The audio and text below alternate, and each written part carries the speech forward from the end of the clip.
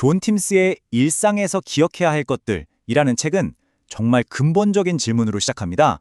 바로 시간이란 대체 무엇인가 하는 질문이죠. 이 책은요, 그냥 시계가 어떻게 발전했는지 아니면 시간을 어떻게 효율적으로 관리하는지 그런 기술을 알려주는 책이 아니에요. 그보다 훨씬 더 깊이 들어가서 시간이라는 개념 그 자체의 본질을 파고들거든요. 자, 시작부터 한번 보세요. 고대 로마의 시인 루크레티우스는 시간이란 게 원래부터 저기 바깥에 딱 존재하는 게 아니라고 말해요. 그게 아니라 바로 우리 생각, 우리의 의식이 만들어낸 거라는 거죠. 우리가 그건 옛날 일이지 하고 기억하고 지금 이런 일이 벌어지고 있구나 인식하고 앞으로는 이렇게 되겠지 기대하는 바로 그 머릿속 활동 안에서 시간이라는 개념이 태어난다는 겁니다. 그러니까 우리의 탐구는 시계가 아니라 이 관념 자체에서부터 시작하는 거예요. 첫 번째 파트입니다. 시간이라는 질문, 목소리들의 합창. 정말 오랫동안 수많은 시인과 사상가들이 시간이 뭘까 하고 고민해왔거든요. 그 사람들의 다양한 목소리를 한번 같이 들어보시죠. 고전적인 관점을 대표하는 오비디우스는 시간을 강물에 비유합니다. 정말 유명한 비유죠. 절대로 멈추거나 되돌릴 수 없는 강물. 이 비유를 보면요, 시간은 우주가 움직이기 시작할 때 함께 태어난 쌍둥이라는 거예요. 즉, 세상의 시작과 뗄래야 뗄 수 없는 거대한 힘이라는 거죠. 그리고 이 강물은 결국 어디로 가나요? 더 이상 알려지지 않은 대양, 그러니까 영원 속으로 흘러가서 다시는 돌아오지 않는다는 겁니다. 한번 지나가면 그걸로 끝이라는 시간에 되돌릴 수 없는 속성을 정말 아름답게 표현했죠. 자, 그런데 오비디우스가 이렇게 거대한 우주적 관점에서 시간을 봤다면 스코틀랜드 시인 로버트 번스는 시간을 훨씬 더 개인적이고 우리 마음속 이야기로 가져옵니다. 번스한테 시간은 모든 걸 잊게 만드는 힘이 아니에요. 오히려 그 반대죠. 흐르는 물이 계속해서 바위를 깎아서 더 깊고 선명한 길을 만드는 것처럼 시간은 우리의 기억이나 인상을 더 깊게 새기는 힘이라는 거예요. 정말 소중했던 추억이나 깊은 슬픔 같은 게 시간이 흐른다고 흐릿해지는 게 아니라 오히려 마음속에 더 또렷하게 남는 그런 경험 다들 있으시죠? 바로 그런 통찰인 겁니다. 존 밀턴은 여기서 시간의 아주 재미있는 특징을 이야기합니다. 바로 시간의 속임수라고 할 수 있는 건데요. 우리도 그럴 때 있잖아요. 정말 사랑하는 사람이랑 이야기하거나 아니면 뭔가에 완전히 푹 빠져 있을 때 몇 시간이 그냥 순식간에 지나가 버리는 경험. 바로 그거예요. 깊은 기쁨이나 교감의 순간에는 우리가 시간의 흐름 자체를 느끼지 못하게 된다는 거죠. 이건 시간이 시계 바늘처럼 모두에게 똑같이 일정하게 흐르는 게 아니라는 깊은 통찰입니다. 우리의 감정이나 상태에 따라서 고무줄처럼 늘어나기도 하고 확 줄어들기도 하는 아주 주관적인 경험이라는 거죠. 우리가 현재라는 말을 참 쉽게 쓰잖아요. 현재를 즐겨라, 현재에 집중해라, 이런 말들요. 근데 잠깐만 멈춰서 생각해보죠. 철학적으로 봤을 때 이 현재라는 순간을 대체 어떻게 정의할 수 있을까요? 현재라고 말하는 바로 그 순간, 이미 과거가 되어버리잖아요. 이 찰나를 어떻게 붙잡을 수 있을까요? 이 질문이 바로 시간을 좀 더 정밀하게 이해하기 위한 다음 단계로 우리를 이끌어갑니다.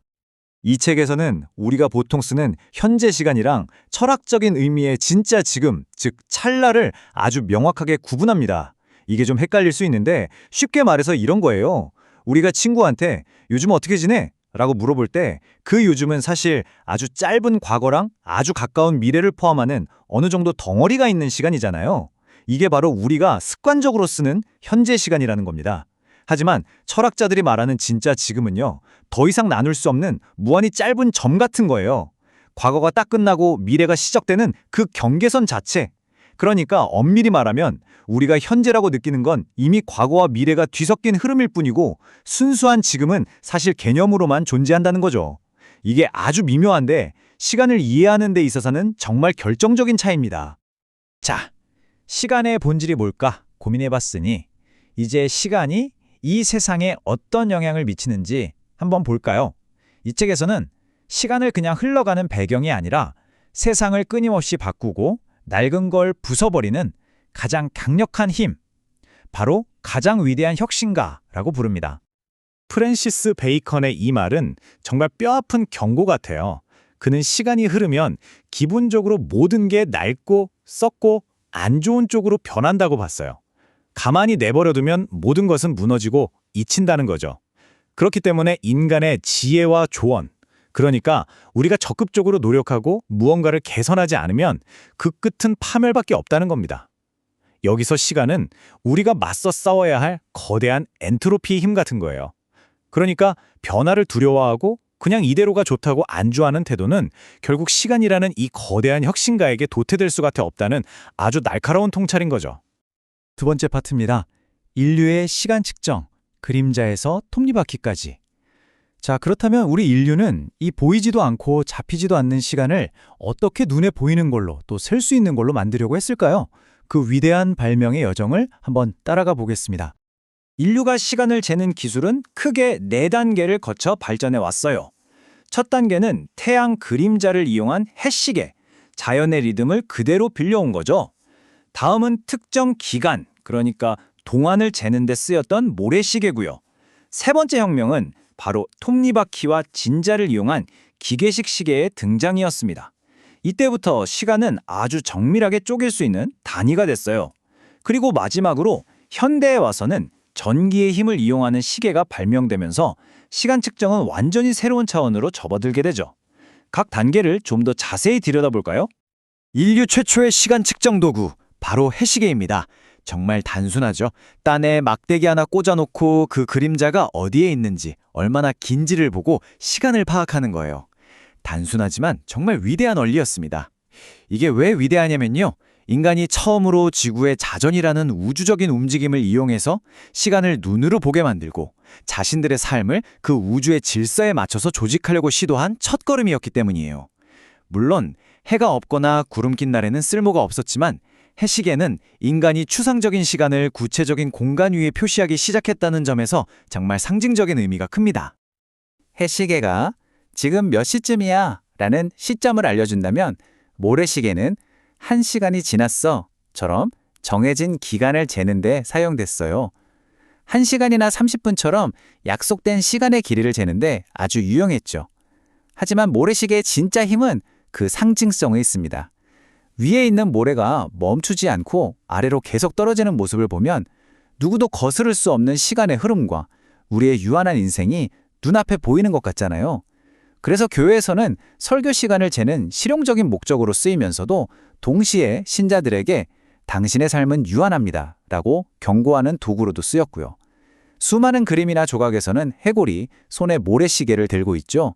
메멘토 모리, 즉 죽음을 기억하라 라는 강력한 메시지를 담고 있었던 겁니다. 그리고 마침내 시간 측정의 역사에 진짜 혁명이 일어납니다. 바로 기계식 시계의 등장이죠. 이건 해시계나 모래시계와는 정말 비교할 수 없을 정도로 복잡하고 정교한 장치였어요. 무게추나 태엽의 힘으로 돌아가는 수많은 톱니바퀴들, 그리고 그 속도를 일정하게 조절하는 진자의 결합. 이 발명 덕분에 인류는 더 이상 자연의 변화에 의존하지 않고 독립적으로 그리고 아주 정밀하게 시간을 잴 수 있는 시대를 열게 된 겁니다. 이때부터 시간은 자연의 리듬에서 벗어나서 인간이 통제할 수 있는 균이라고 객관적인 단위로 다시 태어났고 우리의 삶을 분, 초 단위로 조직하기 시작했죠. 기계식 시계 기술이 발전하면서 정말 기발하고 놀라운 시계들이 만들어졌어요. 몇 가지 예를 들어볼까요? 천문학자 그레이엄이 만든 항성시라는 건요, 그냥 시간을 보여주는 걸 넘어서 시계의 움직임 자체가 망원경을 특정 별에 정확히 맞춰주는 길잡이 역할을 했어요. 또 알렉산더 커민스라는 사람은 조지 3세 국왕을 위해서 매일의 기압을 자동으로 기록하는 시계를 만들었는데요. 1년 동안 아주 천천히 한 바퀴 도는 커다란 원형 카드에 기압 변화가 그려지는 거의 오늘날의 데이터 기록 장치 같은 거였죠. 정말 대단하지 않나요? 그리고 우리 시대의 발명품인 전기시계는 무게추나 태엽 대신 전기의 힘을 쓰면서 시간 측정의 정확성과 편의성을 한 단계 더 끌어올렸고요. 세 번째 파트입니다. 일찍 일어나기의 미덕, 하루를 움켜쥐기. 자, 시간을 측정하는 기술에서 이제는 시간을 사용하는 기술로 한번 넘어가 보겠습니다. 특히 이 책은 생산적이고 의미 있는 삶을 살기 위한 초석으로 새벽 시간을 잘 활용하는 지혜를 아주 강조해요. 역사 속 위인들은 과연 그 새벽 시간을 어떻게 활용했을까요? 그 첫 번째 인물은 바로크 시대를 대표하는 화가 페테르 파울 루벤스입니다. 루벤스가 남긴 작품 수를 보면 정말 믿을 수가 없을 정도로 많거든요. 이건 그냥 천재라서라고만 설명할 수가 없어요. 그 비밀은 바로 시간을 정복하려는 그의 철저한 의지에 있었습니다. 루벤스의 하루를 들여다보면요. 정말 1분 1초의 낭비도 없는 완벽하게 짜인 시스템 같았어요. 매일 새벽 4시에 일어나서 미사로 정신을 가다듬고 바로 이젤 앞에 앉는 거죠. 근데 진짜 놀라운 점은 그림을 그리는 그 시간조차도 허투루 쓰지 않았다는 거예요. 옆에 조수를 앉혀놓고 고전 문학을 읽게 하면서 지적인 영감을 계속 얻었고 심지어 손님이 찾아와도 대화를 하면서 붓을 놓지 않았다고 합니다. 이게 바로 아까 봤던 프랜시스 베이컨의 통찰과 딱 맞아떨어지는 부분이에요. 그는 시간이 모든 것을 낡고 무너뜨리는 힘이라는 걸 알았기 때문에 자신의 철저한 방법으로 그 힘에 맞서 싸우면서 불멸의 작품들을 만들어냈던 겁니다. 다음 인물은 감리교의 창시자이자 정말 지칠 줄 모르는 에너지로 유명했던 존 웨슬리입니다. 그를 평생 지탱해준 그 강인한 체력과 정신력은 대체 어디서 나온 걸까요? 그 해답은 의외로 그의 어린 시절 습관에서 찾을 수 있습니다. 웨슬리는 어릴 때 아버지의 지시에 따라서 매일 아침 3에이커, 그러니까 약 3,600평이나 되는 넓은 운동장을 3바퀴씩 달렸다고 해요. 이게 그냥 아침 운동이 아니었던 거죠. 자신의 유한한 시간을 담아낼 그릇, 즉 몸을 단련하는 시간이었고 동시에 평생 그를 지탱해준 강철 같은 정신력을 기르는 수련이었습니다. 바로 이 어린 시절의 습관이 있었기 때문에 그는 훗날 말을 타고 영국 전역 수천 마일을 돌아다니고 평생 수만 번의 설교를 할 수 있는 그런 초인적인 에너지를 발휘할 수 있었던 겁니다. 이렇게 부지런하고 일찍 일어나는 게 평범한 사람들한테만 해당되는 이야기는 아니었어요. 빅토리아 여왕의 남편이었던 엘버트 공 역시 대표적인 사례인데요.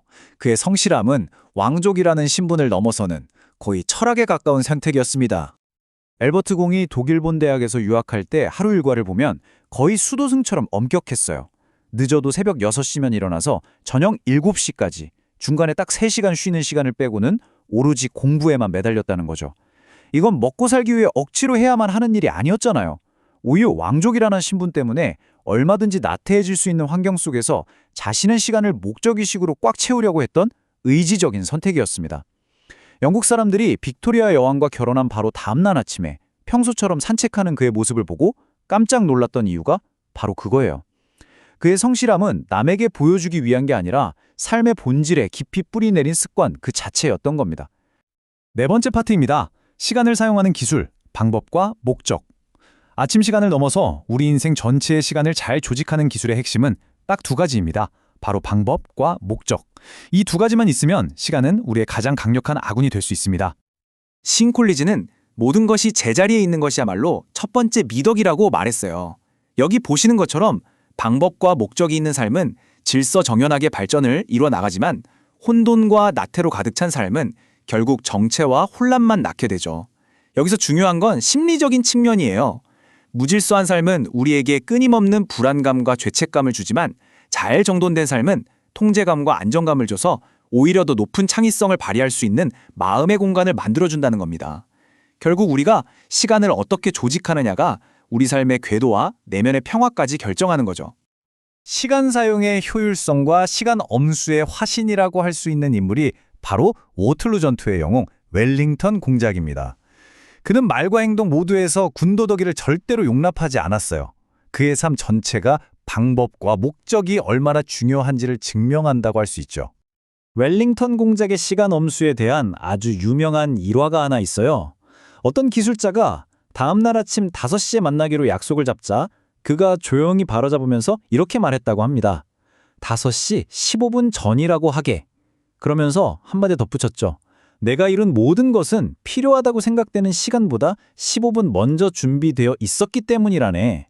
자, 이게 무슨 뜻일까요? 그에게 약속 시간은 행동을 시작해야 하는 마지노선이 아니었던 거예요. 모든 준비를 끝내고 상대를 기다려야 할 최종 시한이었던 거죠. 이건 시간을 수동적으로 맞이하는 게 아니라 먼저 가서 기다림으로써 시간을 지배하려는 철학입니다. 바로 이 15분의 차이가 평범함과 위대함을 가른 것이죠. 역사소설의 거장 월터 스콧 경 역시 자신만의 확고한 시간 사용법을 통해서 엄청난 생산성을 보여줬습니다. 그는 하루 중에 가장 중요한 일을 오전에 다 끝내버리는 방식으로 자신의 창작 에너지를 극대화했어요. 월터 스콧 경은 자신의 아침 일과를 하루 일의 목을 부러뜨린다고 표현했어요. 정말 강력한 비유 아닌가요? 5시에 일어나서 6시까지 모든 준비를 마치고 책상에 앉아서 정오까지 그날 해야 할 가장 중요하고 힘든 일을 전부 끝내버리는 겁니다. 그렇게 정오가 되면 그는 스스로를 자유로운 사람이라고 선포하고 남은 시간은 산책을 하거나 다른 활동을 하면서 보냈다고 해요. 이건 그냥 부지런한 걸 넘어서는 인간의 의지력과 심리를 깊이 이해한 아주 고도의 전략이에요. 가장 힘든 일을 가장 먼저 해치워버리면서 심리적인 부담을 덜고 하루 전체를 승리감 속에서 효율적으로 사용할 수 있었던 거죠. 자, 그렇다면 방법과 목적이 없는 천재의 삶은 어떻게 될까요? 이 책은 그 비극적인 반대 사례로 엄청난 재능을 가졌지만 결국 그걸 다 낭비해버린 시인 세뮤얼 테일러 콜리지의 이야기를 들려줍니다. 그의 삶은 우리에게 정말 강력한 경고가 됩니다. 콜리지는 정말 엄청난 천재였습니다. 하지만 그는 게으르게 옛날 책들을 읽는 즐거움을 포기할 수 없다면서 생산적인 활동을 거부했어요. 이 게으른 독서는 점차 목적 없는 공상과 아편 중독으로 이어졌고 결국 그는 자신의 귀한 시간과 재능, 건강까지 모두 잃고 말았습니다. 그의 비극적인 삶은 재능만으로는 절대로 충분하지 않다는 걸 너무나 고통스럽게 보여줍니다. 재능을 담아내 방법이라는 그릇과 그 재능을 이끌어갈 목적이라는 방향이 없다면 천재성마저도 그냥 무의미하게 흩어져 버릴 수 있다는 거죠. 5번째 파트, 시간과 영혼의 지평선, 최후의 결산입니다. 이제 다시 철학의 영역으로 돌아와서 우리의 유한한 삶이 영혼과 어떻게 맞닿아 있는지를 생각해 보면서 이야기를 마무리하겠습니다. 우리의 삶은 유한하고 우리가 평생 쌓아올린 모든 것은 결국 시간 속에서 사라질지도 모릅니다. 그렇다면 이 짧은 생애 동안 우리는 어떻게 시간의 이 파괴적인 힘을 넘어서서 영원히 남을 수 있는 가치를 만들어낼 수 있을까요? 이 마지막 질문에 대한 답을 책의 한 구절에서 한번 찾아보겠습니다. 조지프 에디슨은 정말 깊은 통찰을 우리에게 줍니다. 그가 말하는 불멸은 거대한 기념비나 위대한 예술작품이 아니에요. 바로 수행된 의무의 기록으로 가득 찬 일기입니다. 이게 무슨 뜻이냐면요.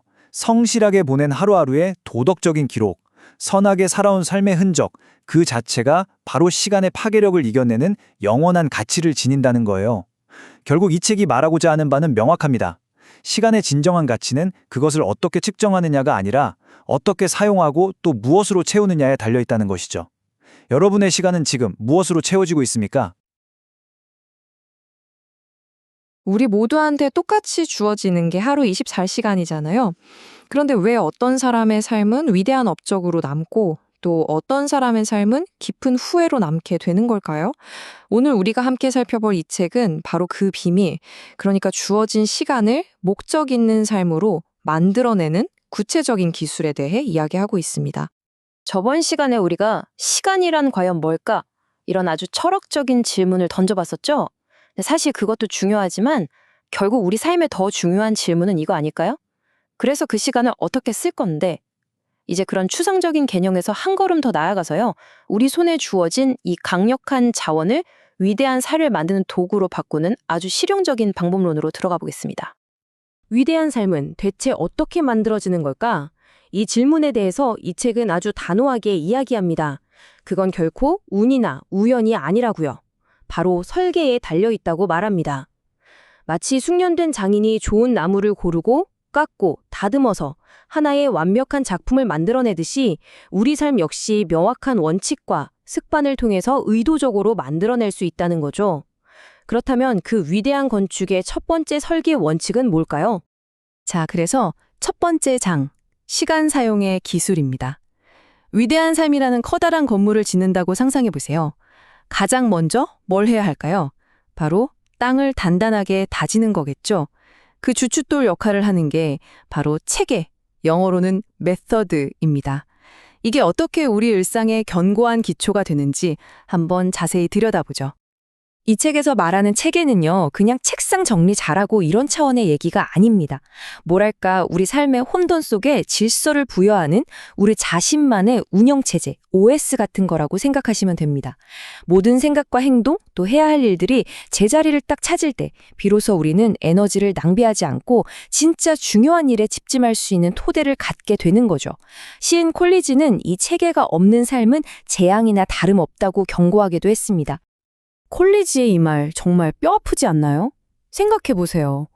아무리 뛰어난 재능, 번뜩이는 안교가 있어도 그걸 담아낼 그릇, 즉 체계가 없으면 그냥 다 흩어져 버리는 구슬에 불과하다는 거예요. 심지어 더 나아가서 그 재능이 오히려 아니, 저런 능력을 가지고도 왜 저것밖에 못했지? 라는 비난과 자기 후회의 근거가 될 뿐이라는 거죠. 재능이 낭비되는 비극, 그 중심에는 언제나 이 체계의 부재가 있습니다. 이 짧은 일화가 진짜 재밌는 게 삶을 바꾸는 체계라는 게 거창하고 복잡한 시스템이 아닐 수도 있다는 걸 보여주거든요. 때로는 그냥 흩어진 서류를 묶는 붉은 테이프처럼 아주 사소하고 단순한 습관 하나가 우리의 잠재력을 폭발시키는 결정적인 스위치가 될 수 있다는 겁니다. 그렇다면 우리 삶의 붉은 테이프가 될 수 있는 가장 강력하면서도 단순한 습관, 그건 뭘까요? 자, 그래서 이 책이 역사 속 위인들의 삶에서 공통적으로 찾아낸 그 붉은 테이프 같은 습관, 그게 뭔지 아세요? 바로 일찍 일어나기입니다. 이게 그냥 잠을 줄이는 고통스러운 일이 아니에요. 누구의 방해도 받지 않는 고요한 새벽 시간을 온전히 내 것으로 확보함으로써 하루의 주도권을 가장 먼저 꽉 움켜쥐는 아주 효과적인 전략이었던 거죠. 보세요. 화가 종교 지도자, 왕족, 작가, 장군, 진짜 분야를 가리지 않죠. 이 사람들은 활동 분야는 다 달랐지만 딱 한 가지, 새벽을 지배했다는 공통점이 있었던 겁니다. 그들은 모두 남들이 아직 잠들어 있는 그 고요한 아침 시간 속에서 자신의 위대한 업적을 위한 초석을 묵묵히 다졌던 사람들이에요. 특히 나폴레온을 꺾었던 그 유명한 워털루 전투의 영웅 웰링턴 공작의 이야기는 정말 곱씹어 볼 만해요. 일찍 일어나기가 그냥 좋은 습관을 넘어서 어떻게 승리를 만드는 철학이 될 수 있는지를 제대로 보여주거든요. 나폴레옹을 이긴 그의 힘의 비밀이 어쩌면 이 기술자와의 약속 시간 속에 숨어 있었을지도 모릅니다.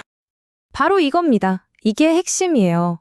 웰링턴은 그냥 시간에 맞춰가는 걸 중요하게 생각한 게 아니었어요. 그게 아니라 항상 15분 먼저 준비하는 것, 이 예비성에 모든 게 달려있다고 본 거죠. 이 15분의 차이가 평범함과 위대함을 가른다고 굳게 믿었던 겁니다.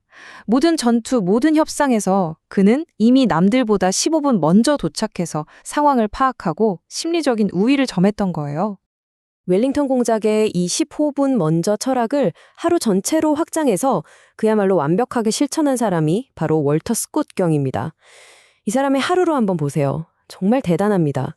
대부분의 사람들이 이제 막 하루를 시작할까 말까 할 시간에 이 사람은 이미 하루의 가장 힘든 고비를 넘겼다고 말할 수 있었던 거죠.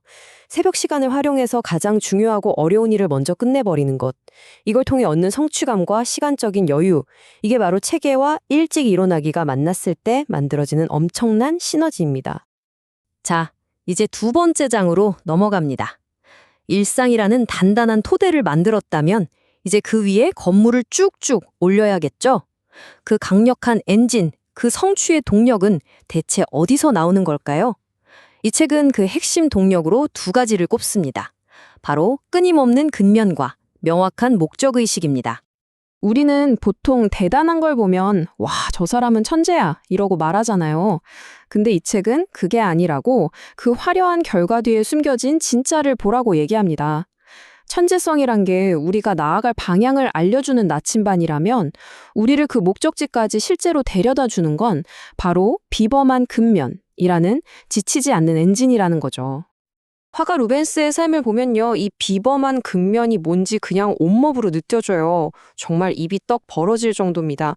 매일 새벽 4시에 일어나서 그림을 그리면서 동시에 편지를 받아쓰게 하고 저녁 식사 같은 최소한의 사교 활동만 허락했어요.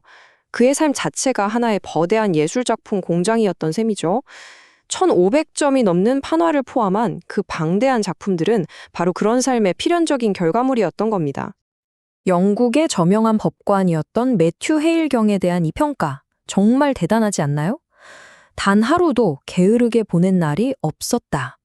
와, 이게 바로 근면에 대한 가장 완벽한 찬사이자 정의가 아닐까 싶어요.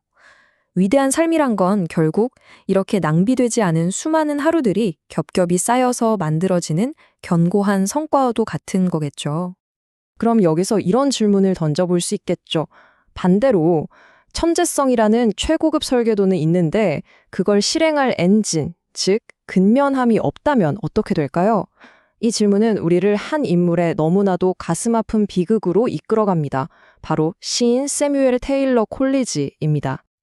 이 표를 한번 보세요. 정말 너무 안타깝고 충격적이지 않나요?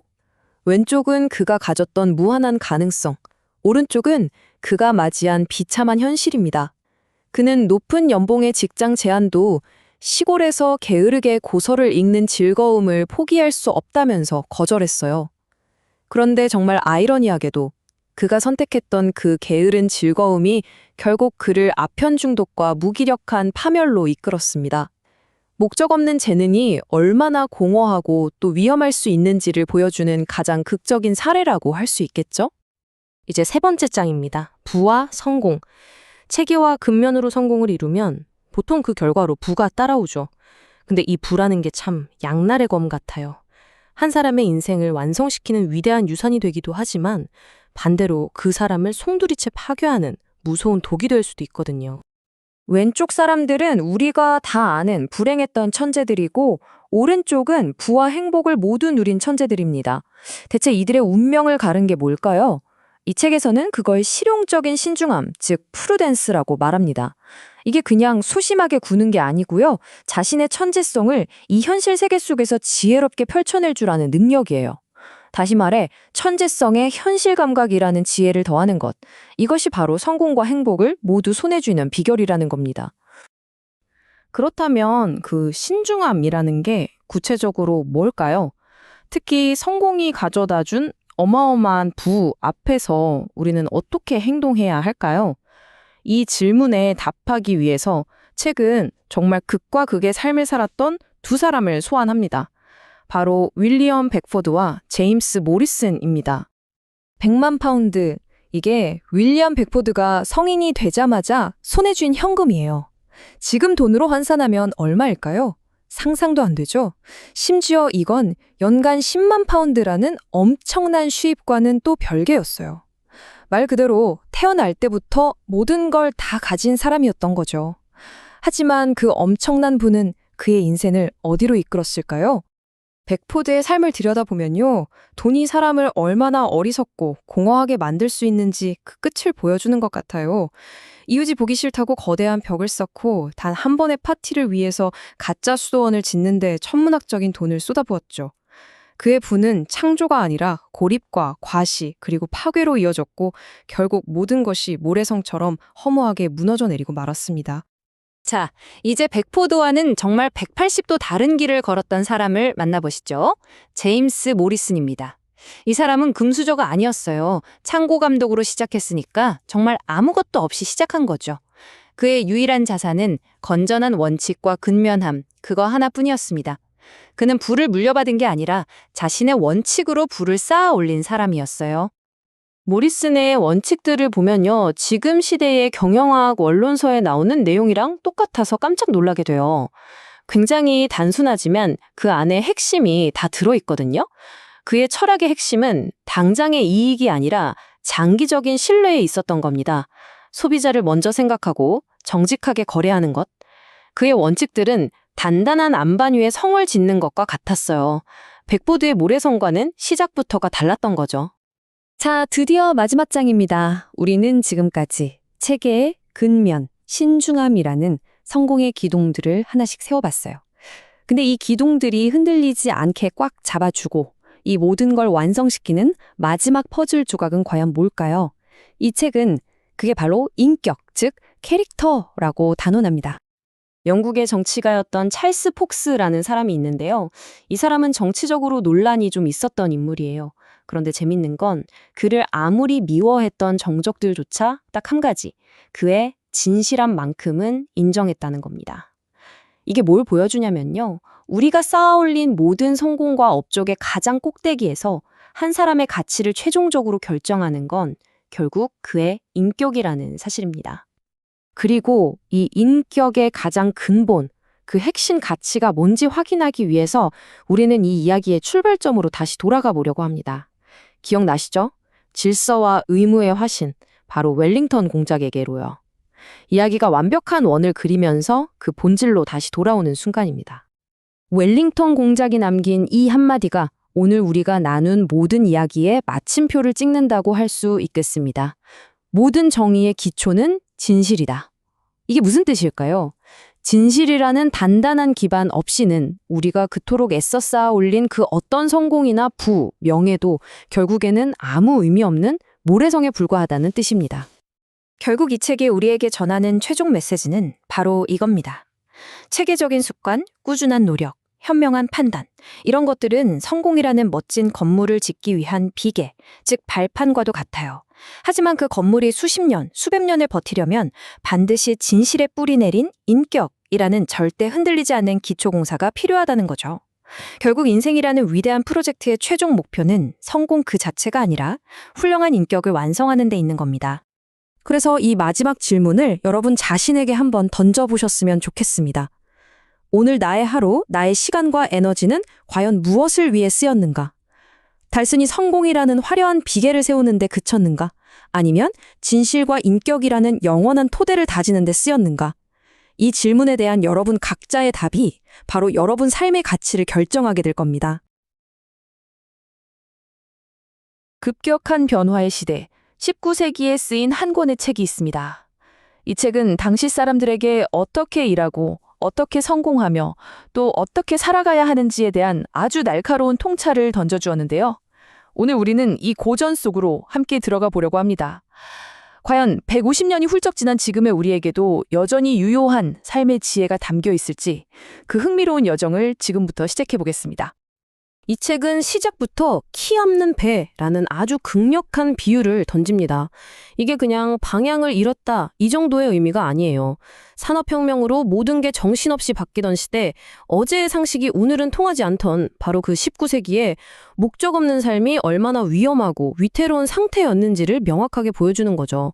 마치 거친 바다와 같은 세상에서 확고한 목표야말로 개인을 파멸로부터 지켜줄 수 있는 유일한 닻이었던 셈입니다. 자, 그래서 우리가 살펴볼 이야기는요, 꼭 한 사람의 커리어 로드맵을 따라가는 것 같아요.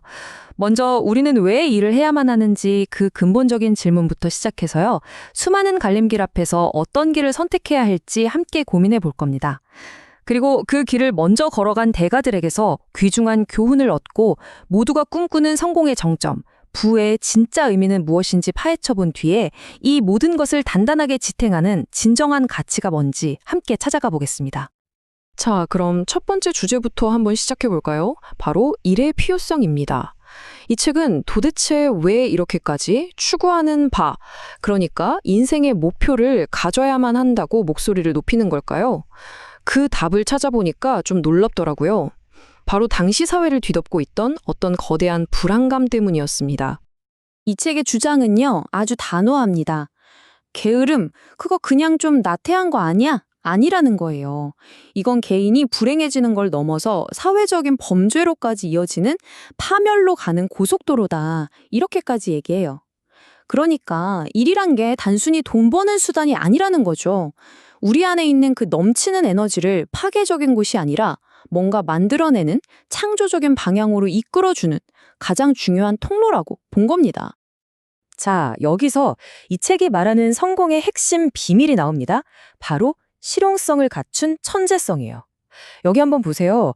호메로스나 갈릴레오? 이름만 들어도 정말 어마어마한 천재들이잖아요. 근데 이 책은 이분들이 현실 감각이 없어서 결국 비참한 삶을 살았다고 꽤나 냉정하게 지적해요. 반면에 셰익스피어나 미켈란젤로는 어땠을까요? 이분들은 자신의 그 대단한 재능을 현실 세계에서 돈과 명예, 그러니까 눈에 보이는 성공으로 바꿔내는 능력이 있었다는 거죠. 결국 머릿속에 아무리 기가 막힌 아이디어가 있어도 그걸 현실에서 짠! 하고 결과물로 만들어내는 힘, 그게 진짜 성공의 열쇠라고 말하는 겁니다. 좋아요. 인생의 목표를 갖는 게 그렇게 중요하다고 칩시다. 그럼 자연스럽게 이런 질문이 나오죠. 그래서 수많은 길 중에 대체 어떤 길을 가야 하는데? 그리고 그 험난한 여정에는 또 어떤 함정들이 도사리고 있을까요? 이 책은 이제 막 직업 선택의 갈림길에 선 우리에게 아주 중요한 경고를 하나 던집니다. 이 책은 호가스라는 화가의 그림을 예로 들면서 게으름이 얼마나 위험한지 다시 한번 생생하게 보여주는데요. 이 그림 좀 보세요. 한 소년이 일요일 오후에 할 일 없이 무덤가에 널브러져 있잖아요. 그냥 흔한 풍경 같죠?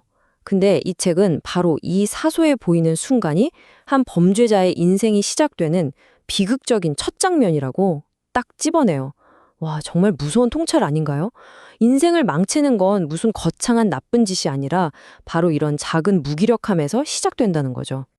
그렇다면 그런 잘못된 길에 빠지지 않고 내 길을 꿋꿋하게 가려면 뭐가 필요할까요? 이 책은 망설임 없이 인내를 꼽습니다. 근데 여기서 말하는 인내라는 게 그냥 뭐 힘들어도 꾹 참고 버티는 그런 소극적인 게 아니에요. 오히려 그 반대죠. 어려움을 이겨내고 시련과 정면으로 부딪히는 그 과정 자체가 우리를 더 단단하게 만들고 나중에 더 큰 파도가 와도 버틸 수 있는 내면의 근육을 키워준다는 거예요. 고난을 성장의 발판으로 삼는 것, 바로 이게 이 책이 말하는 인내의 진짜 의미입니다. 이 스파르타 어머니와 아들의 대화는요, 이 책의 철학을 정말 한 문장으로 압축해서 보여주는 것 같아요. 아들이 어머니, 제 칼이 너무 짧아요. 하니까 어머니가 뭐라고 하죠? 그럼 네가 한 걸음 더 앞으로 가면 되지 않니? 와, 정말 단호하죠? 환경 탓, 도구 탓하지 말고 스스로 상황을 바꾸기 위해 한 발 더 움직여라. 결국 부족한 건 남이 채워주는 게 아니라 내 노력으로 채워야 한다는 아주 강력한 메시지입니다. 그리고 이 책은 우리가 성공으로 가는 길에서 가장 쉽게 빠지는 유혹, 바로 빽이나 인맥에 의존하는 걸 아주 강하게 경고해요. 왜 그럴까요? 그건 마치 모래 위에 집을 짓는 거랑 똑같기 때문이에요. 보기엔 화려할지 몰라도 언제 무너질지 모르는 불안한 기반 위에서는 절대로 단단한 성공을 이룰 수 없다는 거죠. 진짜 성공의 집은 오직 내 두 손으로, 내 힘으로 벽돌 하나하나 쌓아 올려야 한다. 이 점을 계속해서 강조합니다. 멜버른 경이 자기 친척한테 보냈다는 이 편지는 정말 한치의 자비도 없어요. 네 길은 네가 만들어야 하고 굶어 죽든 말든 그건 순전히 네 노력에 달렸다. 와, 어떤 특권이나 배경에 대한 아주 작은 기대조차 그냥 싹둑 잘라버리죠. 성공의 책임은 온전히 너의 몫이다. 이 문장에서 19세기 사람들이 생각했던 자수성가 정신이 어떤 건지 아주 강렬하게 느껴집니다. 자, 그런데 재미있는 건 인맥은 그렇게 비판하면서도 운의 역할 자체를 부정하지는 않는다는 거예요. 하지만 여기서 말하는 운은 우리가 생각하는 그런 로또 같은 행운이 아니에요. 오른쪽에 있는 이야기처럼 기회가 왔을 때 그걸 꽉 잡을 수 있도록 준비된 상태, 이걸 바로 운이라고 말합니다. 에딩턴 박사라는 사람이 우연히 당대 최고 권력자의 마부를 치료하게 됐잖아요. 근데 만약 이 사람한테 실력이 없었다면요? 그 기회는 그냥 스쳐 지나가는 바람이었을 거예요. 하지만 그에게는 뛰어난 의술과 지혜, 즉 준비가 있었기 때문에 그 우연을 필연으로 만들어서 결국 귀족 가문의 시작을 열 수 있었던 거죠. 결국 운도 준비된 사람에게만 찾아온다는 겁니다. 자, 이제 성공을 위한 마음가짐은 어느 정도 갖춰진 것 같네요. 그럼 이제 이 책은 우리를 그 시대의 어벤져스, 말 그대로 기술 하나로 세상을 바꿔버린 엔지니어들의 놀라운 이야기 속으로 안내합니다. 과연 이 사람들은 어떻게 자기 분야의 거장이 될 수 있었을까요? 토마스 텔포드, 그리고 비루넬 부자. 이 이름들은 그냥 엔지니어가 아니에요. 19세기 영국의 지도를 새로 그린 창조자들이죠. 험한 산에 길을 내고 거친 강 위에 다리를 놓고 심지어는 불가능하다고 여겨졌던 강 밑으로 터널까지 뚫었으니까요. 이들의 상상력과 꺾이지 않는 기술력이 바로 오늘날 현대 국가의 뼈대를 만들었다고 해도 과언이 아닙니다. 그 수많은 업적 중에서도 특히 이 템스터널 이야기는 정말 한편의 영화 같아요. 무려 18년 동안이나 공사를 했고요. 그 사이에 강물이 터져서 공사가 중단되는 끔찍한 사고도 2번이나 겪었어요.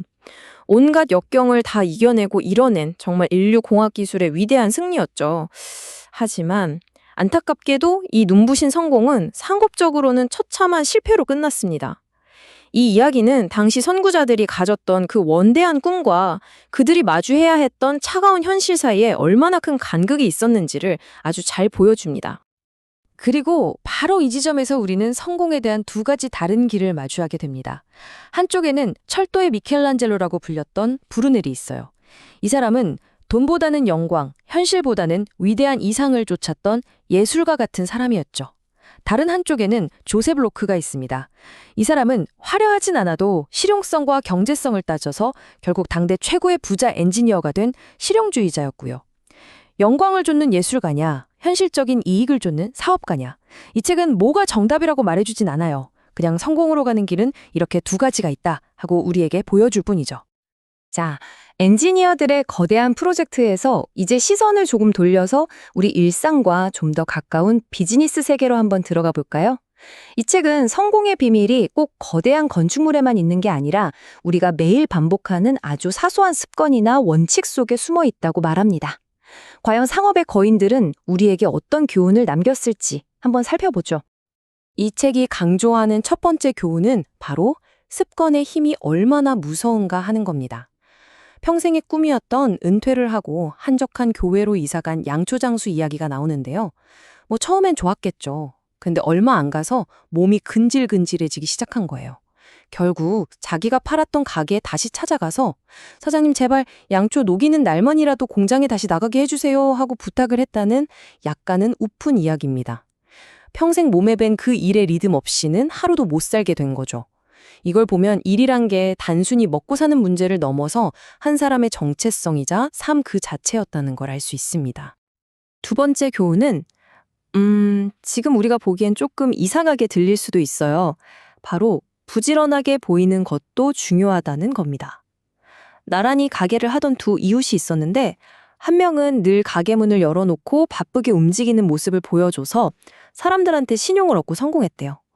근데 다른 한 명은 혼자 조용히 일했는데 사람들은 그를 게으르다고 생각해서 결국 망하고 말았다는 거죠. 이게 뭘 의미하냐면 개인의 신용이 전부였던 당시 사회에서는 다른 사람들에게 신뢰를 주는 평판 관리가 성공에 얼마나 중요한 요소였는지를 보여주는 대목입니다. 그리고 여기서 정말 놀랍도록 현대적인 비즈니스 원칙들을 발견하게 되는데요. 소비자 이익을 최우선으로 해라. 싸게 사서 싸게 많이 팔아라. 절대 속이지 말고 정직해라. 어떠세요? 이거 완전 요즘 경영학 교과서에 나오는 얘기 같지 않나요? 고객 중심 경영, 박리담회를 통한 규모의 경제, 투명 경영. 시대는 이렇게나 변했는데 성공하는 비즈니스의 핵심 원칙은 하나도 변하지 않았다는 걸 보여주는 강력한 증거죠. 자, 지금까지 우리는 성공으로 가는 여러 길들을 살펴봤습니다. 그렇다면 그 길의 끝에서 우리를 기다리는 최종 보상, 바로 어마어마한 부는 과연 뭘까요? 이 책은 바로 이 지점에서 우리에게 아주 날카로운 질문을 하나 툭 던집니다. 그 엄청난 부는 과연 축복일까요? 아니면 저주일까요? 이 질문에 대한 답을 찾기 위해 이 책은 윌리엄 벡포드라는 인물을 무대 위로 불러냅니다. 이 사람은요, 성인이 되자마자 연간 10만 파운드라는 수입을 그냥 물려받았어요. 지금 돈으로 따지면 와, 수백억 원에 달하는 정말 우리 같은 평범한 사람들은 상상도 못할 돈이었죠. 말 그대로 태어날 때부터 세상 모든 걸 다 가진 사람이었던 겁니다. 하지만 이 어마어마한 돈은 뭔가 생산적인 일이나 사회에 좋은 일을 하는 데 쓰인 게 아니었어요. 오직 자기 만족을 위한 아주 기이하고 사치스러운 행동에 전부 쏟아부어졌죠. 이웃이 보기 싫다고 11km짜리 담을 쌓고 여행 갈 땐 꼭 프랑스인 요리사를 데리고 다녔대요. 우리가 앞에서 봤던 근면, 인내, 실용성 이런 동목과는 완전히 정반대의 삶이었죠. 그의 돈은 창조가 아니라 그저 낭비와 방탕을 위한 연료였을 뿐입니다. 그리고 그 결말은 어쩌면 당연했습니다. 끝없는 소송에 사기까지 당하고 무엇보다 자기 자신조차 통제하지 못했던 그 낭비병이 결국 그를 갉아먹기 시작했죠. 결국 그는 자기 허영심의 상징이었던 그 화려한 저택을 자기 손으로 직접 팔아야 하는 비참한 신세가 되고 맙니다. 이 책이 내리는 판결은 정말 가차없습니다. 벡포드가 타고난 재능과 안목이 있었는데도 불구하고 그 재능은 그의 부 때문에 더 빛난 게 아니라 오히려 그 엄청난 돈의 무게에 짓눌려서 완전히 가라앉아 버렸다는 거예요. 그의 돈은 날개가 아니라 평생 그의 목을 짓누른 무거운 맷돌이었다는 거죠. 자, 벡포드의 비극적인 이야기까지 다 살펴봤는데요. 그럼 이제 이 책이 말하는 최종 결론에 도달할 시간입니다. 이 모든 성공과 실패 사례들을 쭉 관통해서 이 책이 말하고자 하는 진짜 부의 기반, 성공적인 삶의 가장 중요한 핵심은 과연 무엇이었을까요? 결론은 아주 뜻밖의 문장에서 시작돼요. 작은 확실성은 재능 있는 자들의 골칫거리다. 이게 무슨 말일까요? 매달 꼬박꼬박 들어오는 많지는 않지만 안정적인 월급 같은 거요. 그런 현재의 안락함이 오히려 더 큰 도전을 막는 가장 큰 장애물이 될 수 있다는 아주 날카로운 경고입니다. 현실에 안주하는 바로 그 순간 우리는 더 크게 성장할 수 있는 기회를 영원히 잃어버릴지도 모른다는 거죠.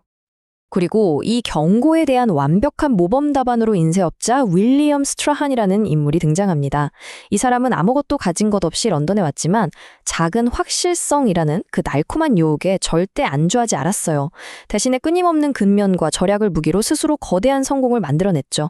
안락함이라는 덫에 걸리지 않고 자기 가능성을 끝까지 밀어붙인 이상적인 인물로 그려지는 겁니다. 그리고 이 책은 마지막으로 우리 한 사람 한 사람에게 이 질문을 던지면서 끝을 맺습니다. 여러분의 삶에서 작은 확실성은 무엇인가요? 그것은 여러분을 안전하게 지켜주는 든든한 축복인가요? 아니면 여러분의 더 큰 가능성을 가로막고 있는 재능의 골칫거리는 아닐까요? 19세기에 던져진 이 묵직한 질문이 오늘을 사는 우리에게도 참 많은 생각을 하게 만드네요. 성공! 참, 생각할수록 어려운 단어죠. 돈을 어마어마하게 버는 걸까요? 아니면 모두가 우러러보는 명예를 얻는 것? 그것도 아니면 내가 죽고 나서도 오랫동안 기억될 작품 하나를 남기는 것일 수도 있고요. 오늘 우리가 함께 살펴볼 책은 바로 이 질문, 성공이란 무엇인가에 대한 아주 흥미로운 답을 역사 속 인물들의 삶을 통해 보여줍니다. 눈부신 성취 이면에 숨겨진 그들의 진짜 이야기, 그리고 그들이 치러야 했던 대가는 과연 무엇이었을까요? 자, 그럼 가장 먼저 이런 질문을 한번 던져볼게요. 만약 여러분에게 상상도 못할 만큼의 돈이 생긴다면 그건 과연 축복일까요? 저주일까요? 정말 오래된 질문이죠? 이 질문에 대한 힌트를 얻기 위해서 돈으로 가질 수 있는 건 정말 다 가졌지만 어쩌면 가장 소중한 걸 놓쳐버린 한 남자의 이야기부터 시작해보려고 합니다. 네, 그래서 첫 번째 이야기의 주제는 바로 부의 허영과 슬픔입니다. 재산이 인생의 족쇄가 되어버린 경우라고 할 수 있겠죠. 성공하면 보통 돈부터 떠올리잖아요. 가장 눈에 잘 보이니까요. 그런데 그 막대한 재산이 어떤 예상치 못한 결과를 낳는지 정말이지 믿기 힘든 삶을 살았던 윌리엄 백포드라는 사람의 이야기를 통해 한번 들여다보겠습니다. 자, 한번 상상해보세요. 내가 겨우 10살인데 아버지가 돌아가시면서 어마어마한 재산을 남겨주셨어요. 그리고 딱 성인이 되자마자 통장에 현금으로만 100만 파운드가 꽂히고 매년 10만 파운드가 그냥 들어오는 겁니다. 이게 지금 돈으로 따지면 연수입이 수백억 원이에요, 수백억. 말 그대로 평생 돈 걱정 없이 살 수 있는 거죠. 윌리엄 백포드라는 사람이 딱 이런 현실을 맞닥뜨린 겁니다. 이 돈은 대부분 자메이카에 있는 거대한 땅에서 나왔다고 해요. 근데 이 백포드라는 사람이 그냥 금수저가 아니었어요. 정말 똑똑한 천재였습니다. 글재주도 뛰어났고 예술을 보는 눈도 남달랐죠. 뭐 하나 빠지는 게 없는 사람이었는데 문제는 바로 그 돈이었습니다. 너무 많은 돈이 오히려 독이 된 거죠. 그의 엄청난 재능을 다 덮어버리고 심지어 인격까지 망가뜨렸어요. 마치 평생 목에 무거운 맷돌을 달고 사는 것처럼 말이에요. 보통 돈이 많으면 그걸로 세상과 더 활발하게 교류하잖아요. 근데 이 사람은 정반대였어요. 돈을 써서 스스로를 세상과 단절시켜버렸습니다. 자기 영지 주변의 높이가 12피트, 그러니까 거의 4m에 길이가 7마일, 11km가 넘는 격을 쌓아버린 거예요. 이웃 보기 싫다고요. 그러고 나선 폰티일 수도원이라는 어마어마하게 화려한 저택을 지었는데요. 여기에 쏟아부은 돈이 무려 25만 파운드. 근데 이 집 딱 한 번 썼습니다. 그 유명한 넬슨 제독 파티 해준다고 딱 한 번이요. 그리고 몇 년 뒤에 이 집을 팔았는데 그렇게 자랑하던 높은 탑이 그냥 와르르 무너져 버렸어요. 정말 허무하죠? 그의 부가 만든 게 결국 이런 모래성이었던 겁니다. 그의 삶을 딱 한 문장으로 정리한 말이 있어요. 그의 돈은 목에 걸린 맷돌과 같았다. 부가 주는 이기심 때문에 그는 자신의 타고난 재능을 그저 사치스러운 괴팍함을 채우는 데 다 써버렸다. 딱 이 말 그대로예요. 어딜 가단 꼭 프랑스 요리사를 데리고 다녔고 그의 끝없는 사치 때문에 주변 동네까지 물들 정도였다고 하니까요. 그렇게 대단했던 잠재력이 정말 어이없게 사라져버린 거죠. 에이, 뭐 벡포드라는 사람이 좀 유별난 거 아니야? 라고 생각하실 수도 있어요. 하지만 안타깝게도 이렇게 물려받은 재산 때문에 인생이 망가진 케이스가 또 있습니다. 바로 버킹엄 공작의 이야기인데요. 이 사람도 만만치 않아요. 이분은 스토우 저택이라는 곳에서 정말 왕자님처럼 살았어요. 희귀한 책이나 예술품이라면 돈을 그냥 쏟아부었죠. 특히 문제가 됐던 게 망명원 프랑스 왕족들을 대접하느라 자기 재산을 거의 다 써버린 거예요. 나중에 왕 되면 갚겠지 싶었겠죠? 근데 웬걸? 그들이 진짜 왕이 되고 나니까 루이 18세도 샤를 10세도 그냥 입싹 닦아버린 겁니다. 결국 1827년에 빚더미에 앉아서 자기 집 문 닫고 해외로 도망가야 했어요. 그리고 망명지에서 매일 밤 꿈을 꿨대요. 폐허가 된 자기 집으로 돌아갔는데 아무도 없고 오직 자기 개 한 마리만 꼬리를 흔들며 반겨주는 그런 꿈을요. 너무 슬프지 않나요? 벡포드와 버킹엄 공작, 이 두 사람의 이야기는 결국 같은 말을 하고 있는 것 같아요. 준비가 안 된 사람에게 주어진 너무 큰 부는 축복이 아니라 인생을 망가뜨리는 족쇄이자 지름길일 수 있다는 거죠. 자, 그럼 이제 돈 때문에 스스로를 가두었던 백만장자들의 이야기에서 잠시 벗어나서 탁 트인 광장을 한번 나가보겠습니다. 여기서 우리가 만날 성공은 좀 다릅니다. 돈이 아니라 시민으로서의 의무와 명예로 평가받는 성공이죠. 그리고 정말 놀라운 건 이런 성공을 이룬 사람들은 대부분 가진 것 하나 없이 시작했다는 점이에요. 그 첫 번째 주인공은 바로 로버트 웨이트먼이라는 사람입니다. 아주 평범한 집안에서 태어나서 삼촌이 하는 리넨 가게에서 일을 시작했는데요. 이 사람이 나중에 1823년에 런던의 시장이 됩니다. 정말 대단하죠? 처음에는 플리트 마켓 근처에 자기 가게를 차려서 사업을 했어요. 근데 거기서 그치지 않고 런던시의 정치에 적극적으로 목소리를 내기 시작한 거죠. 얼마나 인정을 받았는지 런던시 대표로 의회에 무려 5번이나 들어갔고요. 보안관 시절에는 캐롤라인 왕비 장례 행렬에서 누가 쏜 총알이 자기 마차를 뚫고 지나가는 진짜 목숨이 위험한 순간도 겪었어요. 그의 인생 여정이 정말 보통이 아니었죠.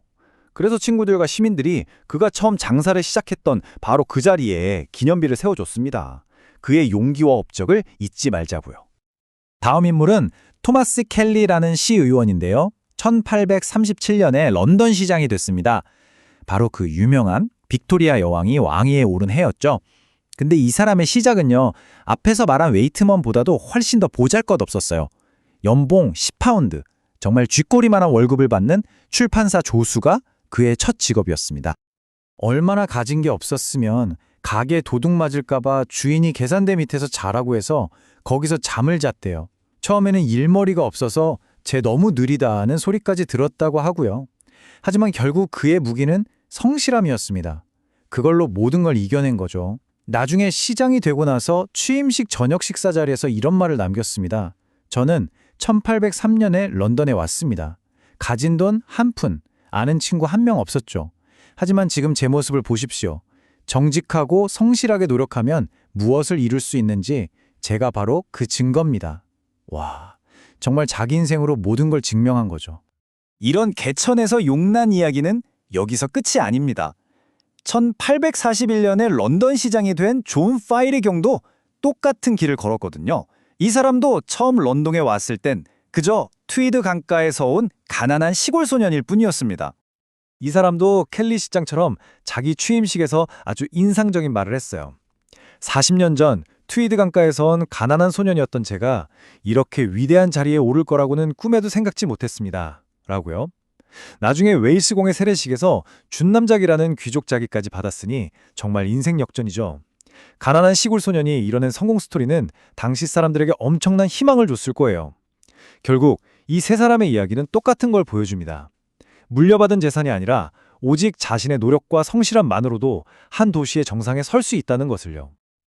자, 지금까지는 부와 명예, 그러니까 살아있는 동안 누릴 수 있는 성공에 대해 이야기했죠. 이제는 좀 더 영원한 것, 사람이 죽고 나서도 오랫동안 남는 유산에 대해 이야기해볼까 합니다. 바로 위대한 문학 작품을 남긴 작가들의 세계로 들어가 보시죠. 첫 번째로 만나볼 인물은 19세기의 가장 위대한 작가 중 한 명으로 꼽히는 월터 스콧 경입니다. 이 사람이 어떻게 그렇게 많은 명작을 남길 수 있었을까?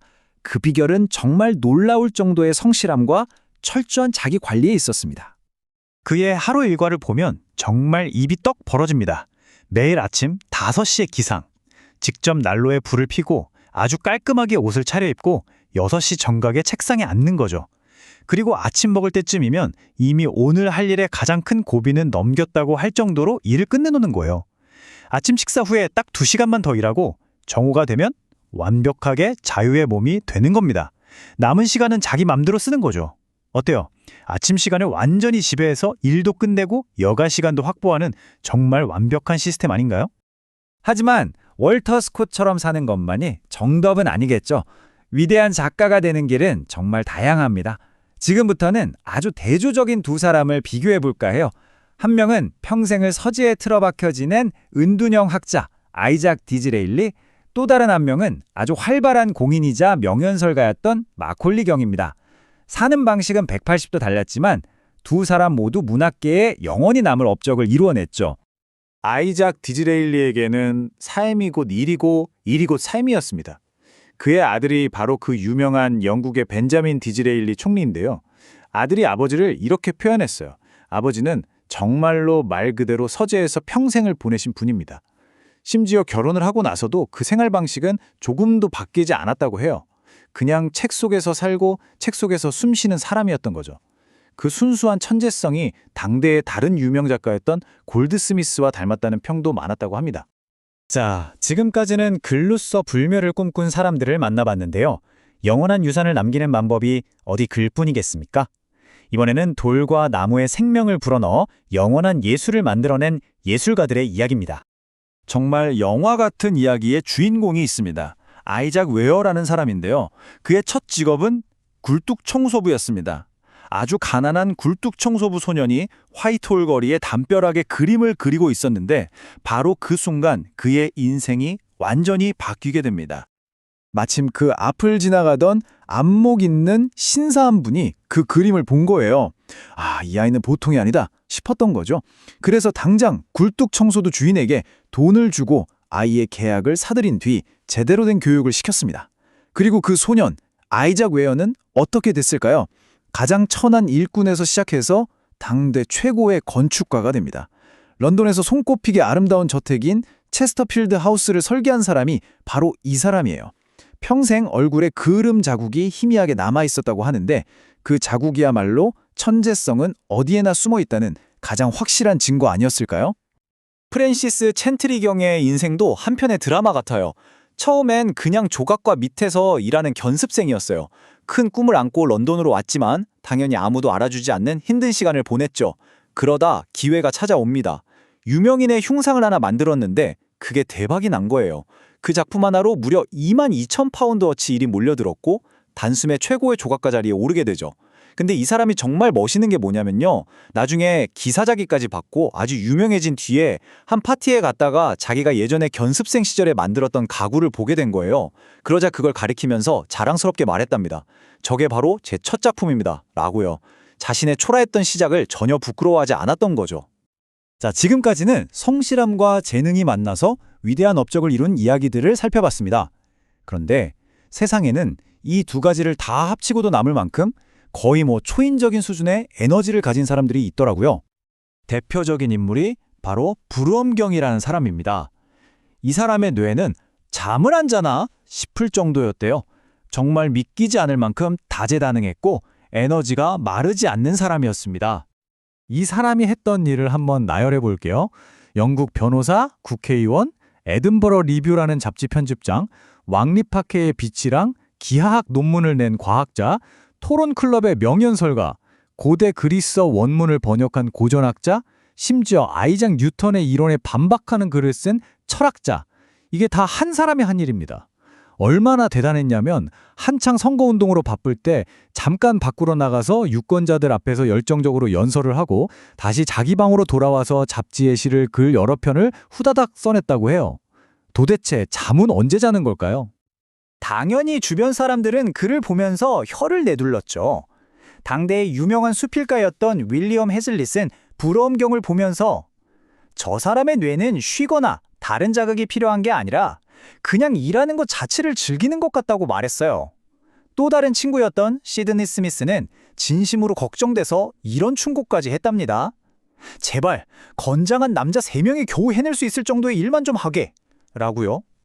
그런데 말이죠. 이렇게 끝없이 타오르는 에너지와 열정에는 반드시 대가가 따르기 마련입니다. 위대함을 향해 달려갈수록 그 뒤에 들이우는 그림자 또한 길고 어두워지는 법이니까요. 오늘 들려드릴 마지막 이야기는 우리에게 아주 중요한 경고를 던져주는 한 남자의 이야기입니다. 1840년대에 혜성처럼 떠오른 정치 스타 조지 벤팅크경. 그의 불타는 지성과 건강했던 육체는 결국 정치라는 거친 소용돌이 속에서 산산조각 나고 맙니다. 그의 하루 일과를 보면 정말 숨이 막힐 정도예요. 한번 따라가 볼까요? 늦은 밤까지 국회에서 치열하게 토론을 벌입니다. 끝나자마자 자정에 기차를 타고 몇 시간을 달려 시골집으로 가요. 그리고 새벽에 일어나서 사냥을 나갑니다. 그러고는 오후에 다시 기차를 타고 런던으로 돌아와서 저녁 국회회의에 참석하는 거예요. 얼마나 정신이 없었으면 가끔은 사냥할 때 입었던 붉은 옷 위에 그냥 외투 하나 덜렁 걸치고 회의장에 나타나기도 했대요. 일에 대한 열정은 정말 대단했지만 이건 말 그대로 자기 자신을 깎아먹는 삶이었죠. 결국 1848년 8월 그는 휴식을 하겠다며 시골 영지로 내려갔습니다. 그런데 쉬러 간 사람 맞나요? 그 와중에도 일주일에 4번이나 경마대회에 참석했어요. 그리고 9월 21일 이웃집에 저녁 먹으러 간다며 걸어서 집을 나섰습니다. 하지만 그는 이웃집에 도착하지 못했습니다. 그날 늦게 길 위에서 쓰러진 채 발견되었거든요. 그의 나이 겨우 47이었습니다. 그의 갑작스러운 죽음은 당시 사람들에게 엄청난 충격을 줬습니다. 끝없는 야망을 좇는 삶이 우리 몸에 얼마나 무서운 대가를 요구하는지 아주 똑똑히 보여준 사건이었죠. 결국 오늘 우리가 만나본 모든 인물들의 이야기는 하나의 질문을 향하고 있는 것 같습니다. 우리는 부로 쌓아올린 성, 명예로 얻은 기념비, 천재가 남긴 불멸의 작품들을 우러러봅니다. 하지만 벤팅크경의 마지막 모습처럼 그 위대한 것들을 이루기 위해 내 안에 어떤 소중한 조각들이 부서져 나갔는지는 생각해보지 않죠. 내 안에서 활활 타오르는 이 야망의 불꽃과 어떻게든 나 자신을 지키고 싶은 마음 사이에서 과연 우리는 어디쯤에서 멈춰 서야 하는 걸까요? 그 균형점을 찾는 것이야말로 어쩌면 진정한 성공의 시작일지도 모르겠습니다. 자, 이 책의 마지막 여정 함께 떠나볼 텐데요. 우리가 흔히 말하는 잘 산 인생이란 과연 뭘까요? 이 책은 그 답을 4가지 핵심 요소에서 찾습니다. 바로 성공적인 경력, 그리고 그걸 받쳐주는 단단한 인격, 또 세상의 풍파를 막아주는 따뜻한 가정, 그리고 마지막으로 우리가 이 세상에 남기고 갈 유산, 이 4가지를 중심으로 한번 깊이 들어가 보죠. 자, 그래서 이번 시간에는요. 먼저 세상을 움직이는 야망이라는 엔진부터 시작해서 그 다음에 정말 중요한 인격이라는 화폐를 어떻게 쌓을 것인지, 그리고 지친 몸과 마음을 누일 가정이라는 안식처를 거쳐서 결국 우리 모두가 마주하게 될 인생의 마지막 장까지 함께 넘겨보려고 합니다. 우리 삶의 여정, 사실 대부분의 사람들이 가장 많은 시간과 열정을 쏟아붓는 곳이 어디일까요? 맞아요. 바로 일터죠. 성공을 향한 추구, 경력을 쌓는 과정, 이 책은 바로 그 지점에서 이야기를 풀어가기 시작합니다. 아주 현실적인 이야기부터 시작하는 거죠. 화면에 보이는 이 문장 한번 보세요. 지난 20년, 30년을 놀아봤을 때 이게 엔지니어와 기계 기술자의 시대였다는 걸 부정할 사람은 아무도 없을 것이다. 굉장히 단정적인 표현이죠? 이게 무슨 뜻이냐면요. 결국 우리 시대를 만든 건 바로 자신의 전문 분야에서 끊임없이 무언가를 만들고 혁신하고 세상을 한 뼘이라도 바꾸려고 했던 사람들의 그 뜨거운 야망이었다. 바로 그 얘기입니다. 자, 여기서부터 정말 흥미진진해지는데요. 이 책이 공학계의 두 거인을 딱 놓고 비교를 합니다. 한 명은 이점바드 킹덤 브루넬, 다른 한 명은 조셉 로크예요. 브루넬은 어땠냐? 거의 예술가에 가까운 사람이었어요. 철도의 미켈란젤로라는 별명처럼 비용이 얼마가 들든 얼마나 어렵든 어쨌든 위대하고 기념비적인 작품을 만드는데 온 힘을 쏟았죠. 영광을 좇는 비전가였던 거예요. 반면에 로크는 어땠을까요? 이 사람은 철저한 실용주의자였습니다. 가장 중요한 건 뭐다? 바로 수익성, 효율성, 주주들의 이익이었죠. 이 두 사람 완전히 다르죠. 이 책은 이 둘의 대비를 통해서 우리에게 묻는 겁니다. 진정한 성공이란 과연 무엇인가? 영광인가? 아니면 실리인가? 아주 근본적인 질문을 던지는 거죠. 브루넬의 야망은 정말 그 스케일이 달랐습니다. 그레이트 웨스턴 철도, 지금도 감탄을 자아내는 클립턴 현수교, 심지어 최초의 대서양 횡단 증기선까지 만들었어요. 그의 작업들은 하나같이 당시 기술로는 저게 가능해? 싶었던 것들에 대한 도전이었습니다. 물론 돈도 어마어마하게 들어갔죠. 하지만 그는 비용보다 위대함이라는 가치를 더 중요하게 생각했고 그 결과 공학의 역사를 완전히 새로 써버린 겁니다. 이런 거대한 야망이 어디 공학 분야에만 있었겠어요? 도시 건설, 그러니까 우리가 사는 공간을 만드는 영역으로까지 확장됩니다. 대표적인 인물이 바로 토머스 큐벳이라는 사람이에요. 지금 런던의 가장 상징적인 부촌들, 벨그레이브 스퀘어니 하는 것들이 전부 이 사람 손에서 탄생했습니다. 말 그대로 맨손으로 시작해서 도시의 지도를 바꿔버린 거죠. 그의 비전과 사업적 수완이 아니었다면 지금의 런던은 아마 전혀 다른 모습이었을 겁니다. 자, 이렇게 엄청난 야망으로 부를 쌓아 올렸습니다. 그럼 이제 행복해져야겠죠? 그런데 과연 그럴까요? 이 책은 여기서 아주 날카롭게 방향을 틉니다. 부 그 자체를 고찰하기 시작하는 거예요. 돈을 버는 것과 잘 사는 것, 이게 과연 같은 말일까요? 만약에 부를 추구하는 게 인생의 유일한 목표가 되어버린다면 우리 삶에는 대체 어떤 일이 벌어질까요? 이 질문에 대한 아주 뼈아픈 경고, 그걸 우리는 윌리엄 백포드라는 인물의 삶에서 찾아볼 수 있습니다. 이 사람은 천재였어요. 문학적 재능도 뛰어났고요. 그런데 문제는 태어날 때부터 너무나 막대한 재산을 물려받았다는 겁니다. 현금 100만 파운드에 연수입이 10만 파운드. 상상이 안 되죠? 근데 이 돈이 축복이 아니라 저주가 된 거예요. 책에서는 이걸 목에 걸린 맷돌이라고 표현하는데 정말 딱 맞는 비유입니다. 이 재산이 그의 삶을 짓누르면서 결국 사치와 허영 그리고 파멸로 그를 이끌고 말았습니다. 그리고 이 백포드의 비극적인 이야기는요, 또 다른 사업가 제임스 모리슨의 삶과 비교되면서 그 의미가 훨씬 더 선명해집니다. 모리슨은 정반대였어요. 금수저가 아니라 공장 직공으로 시작한 사람이거든요. 그는 사치나 허영이 아니라 자신만의 아주 혁신적인 사업 원칙 위에서 거대한 부를 쌓아올렸습니다. 모리슨의 철학, 그 핵심이 바로 이겁니다. 항상 소비자의 이익을 먼저 생각해라. 그리고 싸게 사서 비싸게 파는 게 아니라 싸게 파는 것만큼이나 싸게 사는 게 중요하다. 이게 무슨 말이냐면요. 눈앞에 이익만 좇는 게 아니라 좋은 물건을 더 많은 사람들에게 합리적인 가격으로 제공해서 시장 전체의 파이를 치우는 거죠. 이게 바로 지속 가능한 부를 만드는 비결이었습니다. 자기만족에 빠져 모든 걸 날려버린 백포드와는 정말 차원이 다른 접근법이었죠. 자, 이렇게 세상에서의 성공, 부를 쌓는 법에 대해 알아봤는데요. 이제 한 걸음 더 깊이 들어가 보겠습니다. 이 책은 아주 중요한 이야기를 합니다. 아무리 큰 성공을 거두고 아무리 많은 돈을 벌었더라도 그걸 받쳐주는 내면의 단단한 기반, 다시 말해 인격이 없다면 그 모든 성공은 결국 속이 텅 빈 껍데기일 뿐이라고요. 이게 바로 문제의 핵심 아니겠습니까? 돈을 벌고 명성을 얻는 걸 넘어서 우리 삶을 진정으로 가치 있게, 의미 있게 만드는 건 과연 뭘까요? 이 책은 그 답으로 인격이라는 화폐를 제시합니다. 세상의 화폐가 아니라 인생의 화폐인 셈이죠. 그럼 그 인격이라는 화폐의 가장 기본 단위는 뭘까요? 이 책은 모든 미덕 중에 가장 근본이 되는 것으로 진실을 꼽습니다. 근데 여기서 말하는 진실은요, 그냥 거짓말 안 하는 수준을 훨씬 뛰어넘는 개념이에요. 모든 정의의 기초가 되고 다른 사람들에게 저 사람은 믿을 수 있어 라는 깊은 신뢰를 불러일으키는 인격의 바로 그 기반, 그 자체를 의미합니다. 이런 진실의 이상적인 모습, 그걸 정치가 찰스 제임스 폭스라는 인물에게서 찾아볼 수 있다고 책은 말합니다. 여러분, 정치판이라는 게 얼마나 온갖 모략과 거짓이 판을 치는 곳입니까?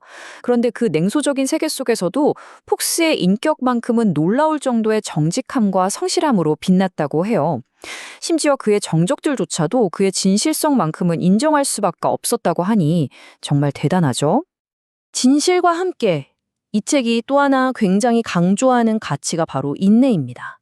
이 가치는요, 스파르타의 한 어머니가 전쟁터에 나가는 아들에게 건넨 이 짧은 한마디에 모든 게 담겨 있어요. 아들이 투덜댑니다. 어머니, 제 칼이 너무 짧아요. 그러자 어머니가 뭐라고 하죠? 그럼 네가 한 걸음 더 다가가거라. 와, 정말 대단하지 않습니까? 이건 그냥 용기를 내라는 말이 아니에요.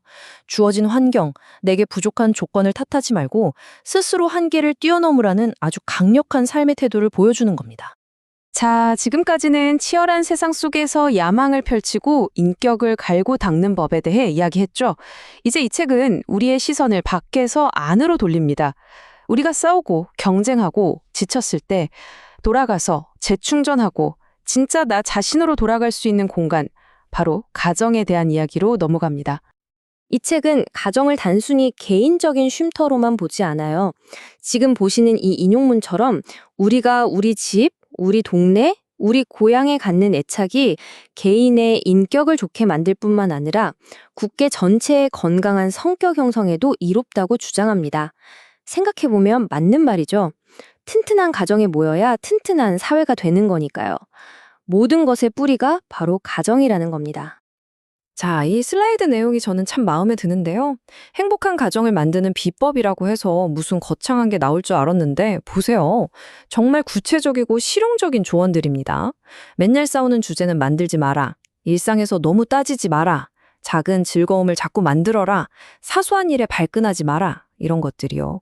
결국 행복한 가정이란 건 이런 작지만 꾸준한 노력들이 차곡차곡 쌓여서 만들어지는 세상의 모든 풍파로부터 우리를 지켜주는 견고한 안식처라는 거죠. 가정이 가진 이 특별한 힘을 강조하기 위해서 이 책은 아주 가슴 아픈 비교를 하나 합니다. 아무리 시설이 좋고 편안한 요양원이라도 그곳에서는 고립의 고통을 느낄 수밖에 없다는 거예요. 왜냐하면 그 어떤 훌륭한 기관도 그 짧지만 모든 걸 담고 있는 단어, 가정을 대체할 수는 없기 때문이죠. 이걸 통해 책은 우리에게 다시 한번 상기시켜줍니다. 진정한 집이란 벽돌로 지은 건물이 아니라 사랑과 온기, 정서적인 연결로 채워진 공간이라는 사실을요. 야망, 인격, 그리고 가정. 이 모든 걸 거쳐서 이제 우리의 여정은 드디어 마지막 장에 도착했습니다. 이 책은 우리 모두가 결국에는 마주해야만 하는 삶의 궁극적인 지평선, 바로 시간과 죽음, 그리고 우리가 이 세상에 무엇을 남기고 갈 것인가, 즉 유산에 대해 이야기합니다. 우리가 얼마나 거대하고 아득한 시간의 흐름 속에 존재하는지 이 책은 이 놀라운 표 하나로 보여줍니다. 한번 보세요. 1815년에 나 한 사람은 시간을 거슬러 올라가면 1115년에는 조상이 무려 800만 명이 넘는다는 계산이 나옵니다. 상상이 되세요? 지금의 나라는 존재가 결코 혼자 뚝 떨어진 데 아니라 수많은 세대를 거쳐 이어진 이 거대한 이야기의 일부라는 걸 이 표가 아주 극적으로 보여주고 있는 거죠. 그리고 그 아득할 정도로 거대한 역사적 관점에서 책은 갑자기 우리의 시선을 아주 차갑고 냉엄한 현실로 확 끌어옵니다. 바로 이 숫자, 91,000. 이게 뭔지 아십니까? 통계에 따르면 매일 하루 동안 지구상에서 죽음을 맞이하는 사람의 수입니다. 우리는 거대한 역사의 일부인 동시에 언젠가는 이 숫자 중 하나가 될 유한한 존재라는 것, 이 숫자가 그걸 아주 강력하게 상기시켜주는 거죠. 그렇다면 우리는 이 피할 수 없는 죽음이라는 현실을 어떻게 받아들여야 할까요? 무서워하고 외면해야 할까요? 이 책이 마침내 도달하는 핵심 결론은 바로 이겁니다. 죽음을 직시하고 생각하는 것이 우울하거나 병적인 게 아니다. 오히려 우리 삶의 진짜 의미와 명료함을 부여하는 가장 강력한 원천이다. 왜냐하면 끝이 있다는 걸 알기에 지금 이 순간이 더욱 소중하고 절실해지는 거니까요. 이러한 성찰의 절정은 월터 롤리경이 죽음을 눈앞에 두고 남긴 이 웅변적인 글에서 나타납니다. 그는 죽음을 향해 이렇게 외칩니다. 오, 웅변적이고 정의로우며 강력한 죽음이여. 왜 그렇게 불렀을까요? 세상의 그 어떤 권력자도 그 어떤 부자도 죽음 앞에서는 모두가 평등해지기 때문입니다. 죽음이야말로 우리의 삶에 궁극적인 관점을 부여하는 위대한 설득자이자 평등자인 셈이죠. 그 모든 교만과 야망도 결국 히크야케트, 라틴어로 여기에 잠들다라는 이 두 단어 앞에 겸손해질 수밖에 없다는 겁니다. 자, 이렇게 이 책과 함께한 긴 여정을 마치면서 우리 앞에는 단 하나의 깊은 질문이 남습니다. 여러분의 인생이라는 책, 그 마지막 장에는 과연 무엇이 기록될까요? 이 질문은 우리에게 단순히 어떻게 먹고 살 것인가를 묻는 게 아닙니다. 어떻게 살아갈 것인가를 성찰하라는 아주 강력한 촉구죠. 여러분의 마지막 장을 채워나갈 그 멋진 이야기를 바로 지금부터 써 내려가시기를 바랍니다.